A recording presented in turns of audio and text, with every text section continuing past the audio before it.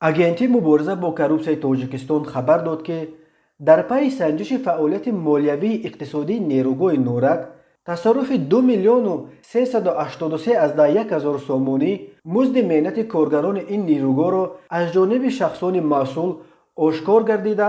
дар рафти санҷиш 1 миллиону 818 ҳазор сомонӣ аз ин ҳаҷми зарари ошкоршударо тавонистанд барқарор кунанд. агентӣ гуфт, шахсони масъули моддии нерӯгоҳи норак ин беш аз 2 миллион сомони музди кории коргарони нерӯгоҳро ба воситаи 38 коди пластикӣ аз худ карданд. дар робита ба ин қазия нисбат ба ду мақоми масъули нерӯгоҳи норак Шишпаренко Олга Владимировна ва Раҳматуллоев Лутфулло Иззатуллоевич бар асоси моддаи 245 қисми 4 банди Б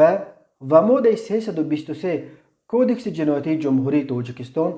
бо иттиҳоми тасарруфи пул ва сохтакории хидматӣ парвандаи ҷиноятӣ оғоз карда шуда, тафтиши пешакӣ идома дорад. ба Шишпаренко ва Раҳматуллоев бар асоси ин ду банди Кодекси ҷиноятӣ ҳамчун муҷозот аз ҷарима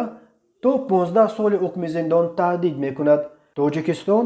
яке аз фасодзадатарин кишварҳои дунё ба шумор рафта, дар гузориши солонаи созмони Transparency International дар байни 180 кишвар аз лиҳози сатҳи фасод